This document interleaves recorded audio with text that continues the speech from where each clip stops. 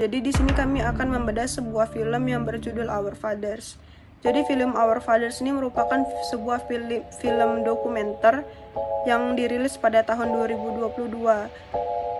Film ini diangkat dari kasus skandal besar yang dilakukan oleh seorang dokter yang bernama Donald Klein. Jadi Donald Klein ini merupakan seorang dokter kesuburan pada tahun 1970 sampai 1980-an bertempat di Indiana, Amerika Serikat. Jadi dokter ini menanamkan benih spermanya kepada banyak pasien melalui inseminasi buatan sehingga lahirlah anak keturunannya yang tersebar di berbagai kota dengan jumlah 94 anak dan diperkirakan lebih. Jadi di dalam film ini digabungkan kesaksian, rekonstruksi ulang, dan berbagai bukti yang mendukung narasi selama 1,5 jam. Jadi berawal dari tahun 2014, ada seorang perempuan bernama Jacoba Ballard.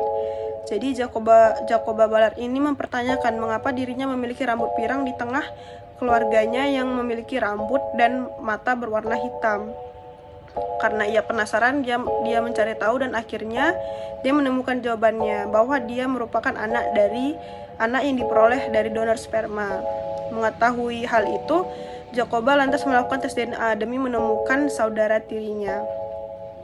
Jadi dengan bantuan berbagai situs, ia memperoleh sebuah fakta mengejutkan bahwa ia mempunyai banyak saudara yang sedarah dan mulai melakukan investigasi secara mandiri.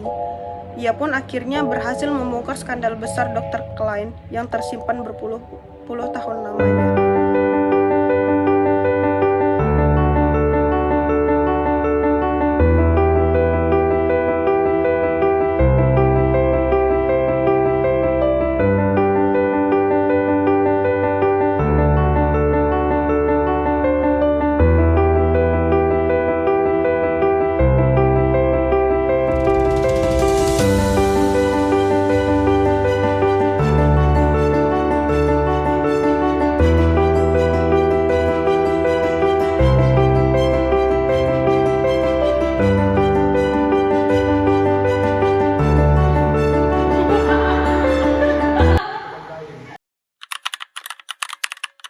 Jadi janji awal yang dikatakan oleh sang dokter yang merupakan pemeran utama, dia mengatakan bahwa penggunaan sperma yang berkualitas baik dan segar itu hanya diambil dari para mahasiswa. Tapi ternyata itu hanya sebuah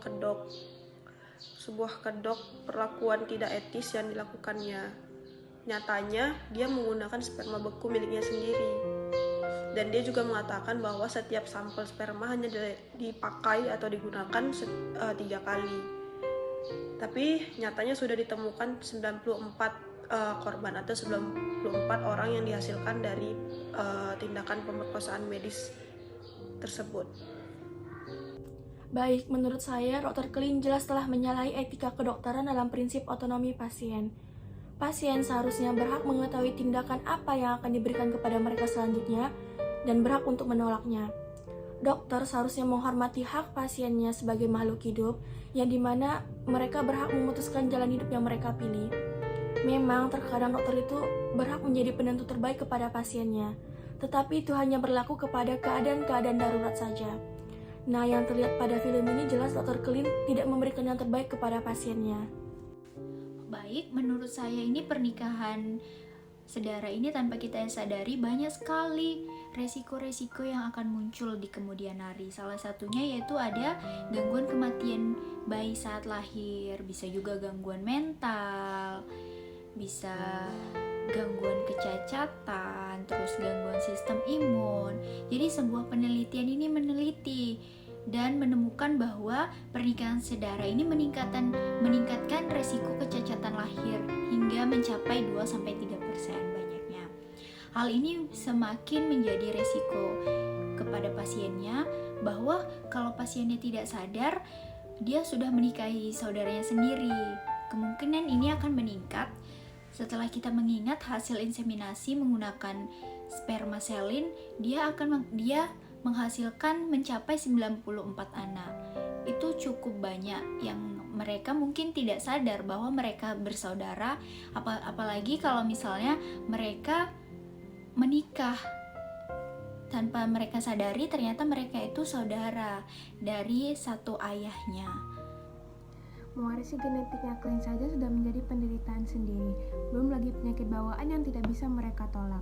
Klein yakin bahwa spermanya sehat, namun faktanya sebagian besar anak yang diwawancara mengatakan bahwa mereka mewarisi masalah kesehatan, termasuk pembengkakan darah dan penyakit autoimun. Film ini mengingatkan kita kembali betapa pentingnya peraturan yang jelas dan detail, khususnya terkait masalah kesuburan. Informed consent adalah hal yang besar yang kita abaikan. Meski tidak melakukan tindakan seks secara paksa terhadap pasiennya, Klein tetap melakukan pemerkosaan karena tindakan menyuntik spermanya yang tidak berdasarkan dari persetujuan dari pasien tersebut.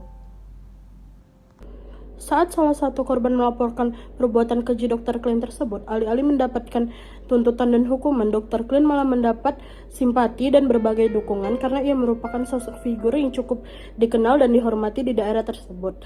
Dr. Klein juga merupakan seorang petua di salah satu gereja, dan kurangnya hukum federal yang mampu menjeratnya, hal itu sungguh tidak wajar bagi pihak korban. Celine selain berprofesi sebagai dokter yang sangat terkenal, ia juga aktif di sebuah gereja di lingkungannya, yang mana ia adalah seorang penatua. Nah, dari sini kita bisa bayangkan bukan betapa besarnya kekuatan dan pengaruh Celine di tengah masyarakat.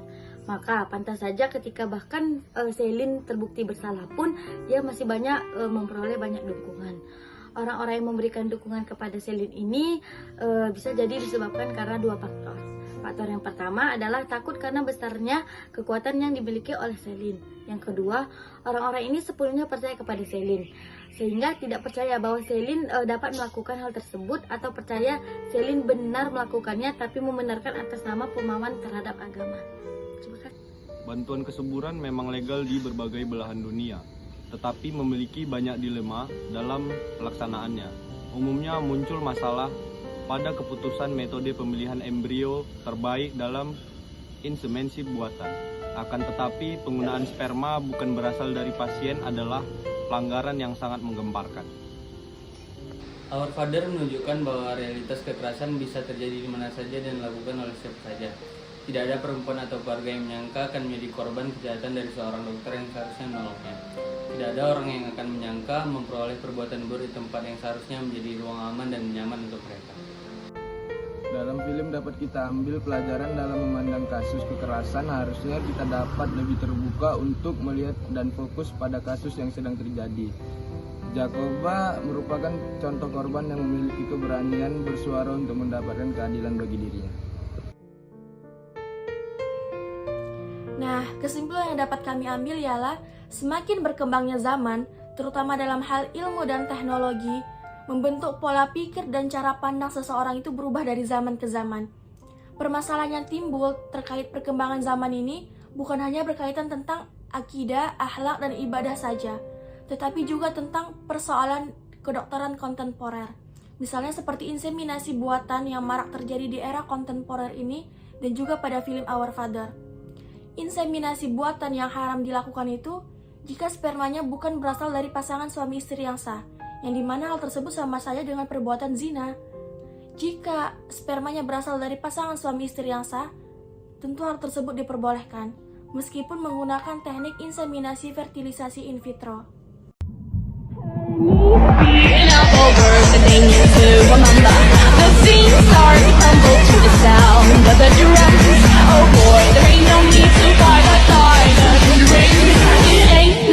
Big thing, just show her a little